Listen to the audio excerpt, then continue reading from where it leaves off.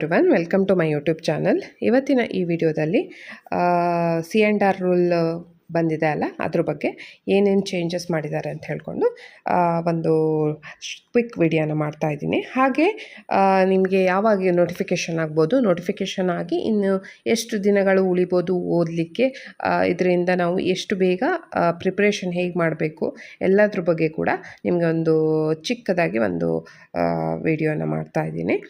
ವಿಡಿಯೋನ ಕಂಪ್ಲೀಟಾಗಿ ನೋಡಿ, ಇದರಿಂದ ನಿಮಗೆ ಕಂಪ್ಲೀಟಾಗಿ ಮಾಹಿತಿಯನ್ನು ಸಿಗುತ್ತೆ. ಹಾಗೆ ಚಾನಲ್ನ ಸಬ್ಸ್ಕ್ರೈಬ್ ಮಾಡಿ, ಇದರಿಂದ ನನ್ನ ವಿಡಿಯೋಗಳು ನಿಮಗೆ ಬೇಗ ರೀಚ್ ಆಗುತ್ತೆ.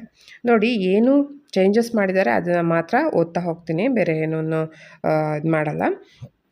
ನೋಡಿ, ಕೋಷ್ಟಕದ ತಿದ್ದುಪಡಿಯಲ್ಲಿ ನೋಡಿದು ಹೇಗೆ ನೋಡಿದೆ. ಪ್ರೌಢಶಾಲಾ ಸಹ ಶಿಕ್ಷಕರು ಶ್ರೇಣಿ 2 ಎಂಬ ಪದದ ಬದಲಿಗೆ ಪ್ರೌಢಶಾಲಾ ಸಹ ಶಿಕ್ಷಕರು ಎಂಬ ಪದವನ್ನು ಪ್ರತಿಪಾದಿಸಬೇಕಾಗಿದೆ ಅಂತ ಹೇಳಿದ್ದಾರೆ. ಇದು ಮೇಯ್ನಾಗಿ HSTRಗೆ ಮಾತ್ರ ಬಂದಿರೋದು, ಬೇರೆ ಯಾವುದಕ್ಕೂ ಅಲ್ಲ. GPSTRಗೆ ಇದೆಲ್ಲ ಮೊದಲೇನಿದೆ ನೋಡಿ ಅದೇ ಇದೆ. ನೋಡಿ, ನೇಮಕಾತಿ ಶೀರ್ಷಿಕೆಯಲ್ಲಿ ನೆಕ್ಸ್ಟು ಏನು ಚೇಂಜಸ್ ತಂದಿದ್ದಾರೆ ಅಂದರೆ ಪರ್ಸೆಂಟೇಜು. ಇದರಲ್ಲಿ ಕರೆಕ್ಟಾಗಿ ಗೊತ್ತಾಗುತ್ತೆ, BEd ಪ್ಲಸ್ ಡಿಗ್ರಿ ಮಾತ್ರ ಸಾಕು ಅಂತ ಹೇಳ್ಕೊಂಡು, ಯಾವುದೇ ರೀತಿಯ PG ಬೇಡ, ಯಾವುದೇ ರೀತಿಯ TET ಬೇಡ. ನೋಡಿ, 85% ಅಷ್ಟು ಸಂಯುಕ್ತ ಸ್ಪರ್ಧಾತ್ಮಕ ಪರೀಕ್ಷೆಯಲ್ಲಿ ಪಡೆದ ಅಂಕ ಆಗಿರುತ್ತೆ.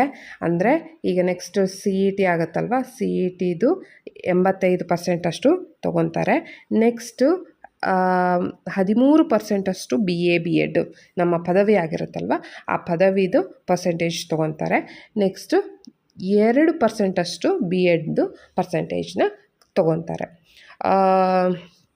ಸೊ ಇಲ್ಲಿ ನೋಡಿ, ಟೋಟಲಿ 85%, 13%, ಹಾಗೆ 2% ಇಷ್ಟನ್ನ ಮಾತ್ರ ಕನ್ಸಿಡರ್ ಮಾಡ್ತಾರೆ.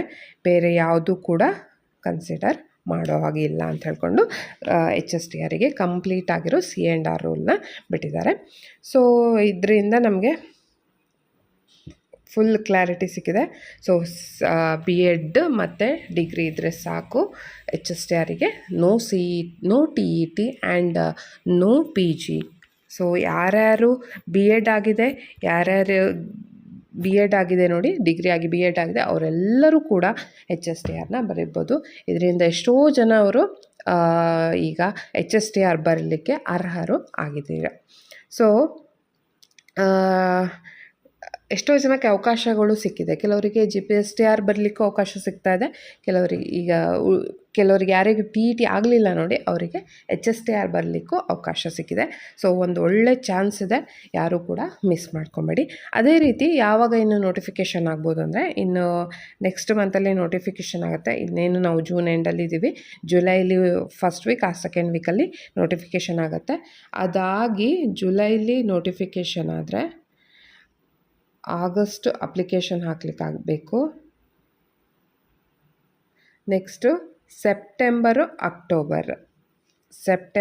ಅಕ್ಟೋಬರಲ್ಲಿ ಎಕ್ಸಾಮ್ ಇರ್ಬೋದು.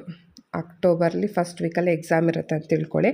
ಸೊ ಓನ್ಲಿ 3 ಮಂತ್ಸ್ ಅಂದರೆ ಅಕ್ಟೋಬರ್ ತನಕ ನಮಗೆ ಅವಕಾಶ ಇದೆ. 3 ಮಂತ್ಸ್ ಅಂದರೆ 100 ಡೇಸ್ ಅಷ್ಟೇ. 100 ಡೇಸ್ ಅಷ್ಟೇ ಇರೋದು. GPSTR ಇರ್ಬೋದು, HSTRಗೆ. ಈಗ HSTR ಬಗ್ಗೆ ಮಾತಾಡ್ತೀನಿ, ಯಾಕಂದರೆ ಫಸ್ಟು HSTR ಆಗ್ಬೋದು ಕಾಲ್ ಆಗುತ್ತೆ ಅಂತ ಹೇಳ್ಕೊಂಡು ಮಾಹಿತಿಗೆ ಬರ್ತಾ ಇದೆ. ಅದರಿಂದ HSTR ಇನ್ನು ಉಳಿದಿರೋದು ಟೋಟಲ್ 100 ಡೇಸ್ ಇದೆ. 100 ಡೇಸಲ್ಲಿ ಎಲ್ಲದೂ ಕೂಡ ಕಂಪ್ಲೀಟ್ ಆಗುತ್ತೆ. ಸೊ ಎಕ್ಸಾಮ್ ಆದಮೇಲೆ ನೆಕ್ಸ್ಟು ಅವರು ಬೇಗ ರಿಸಲ್ಟನ್ನು ಅನೌನ್ಸ್ ಮಾಡ್ತಾರೆ. ಸೊ 100 ಡೇಸ್ ಒಳಗೆ HSTRಗೆ ನೀವು ಪ್ರಿಪ್ರೇಷನ್ ಆಗಬೇಕಾಗತ್ತೆ.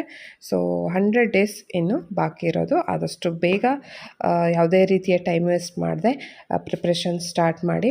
ಹಾಗೇ ನಿಮಗೆ ಇಲ್ಲಿ ನನ್ನ ಚಾನಲಲ್ಲಿ HSTRದು ಕೆಲವೊಂದು ಮೆಂಟಲ್ ಎಬಿಲಿಟಿ ವೀಡಿಯೋಸ್ಗಳನ್ನು ಮಾಡಿದ್ದೀನಿ. ಅದೇ ರೀತಿ ಕಂಪ್ಯೂಟ್ರ್ ನಾಲೆಡ್ಜ್ ಕೂಡ ವೀಡಿಯೋ ಮಾಡಿದ್ದೀನಿ. ಸೊ ವೀಡಿಯೋನ ನೋಡಲಿಲ್ಲ ಅಂದರೆ ನನ್ನ ಪೇಜ್ಗೆ ಹೋಗಿ ಚೆಕ್ ಮಾಡಿ ವೀಡಿಯೋನ ನೋಡ್ಬೋದು. ಇನ್ನು ಕೆಲವು ವೀಡಿಯೋಗಳನ್ನು ಮಾಡ್ತಾ ಹೋಗ್ತೀನಿ. ನಿಮಗೆ ಯಾವ ಥರ ವೀಡಿಯೋ ಬೇಕು ಅಂತ ಹೇಳ್ಕೊಂಡು ಕಮೆಂಟ್ ಮಾಡಿ. ಹಾಗೆ ಇದರಲ್ಲಿ ಏನಾದರೂ ಡೌಟ್ಸ್ ಇದ್ದರೆ ಕೂಡ ಕಮೆಂಟ್ ಮಾಡಿ. ವಿಡಿಯೋ ಇಷ್ಟ ಆದರೆ ಲೈಕ್ ಮಾಡಿ. ಹಾಗೆ ಮತ್ತೊಂದು ವಿಡಿಯೋ ಜೊತೆ ಮತ್ತೆ ಬರ್ತೀನಿ. Thank you.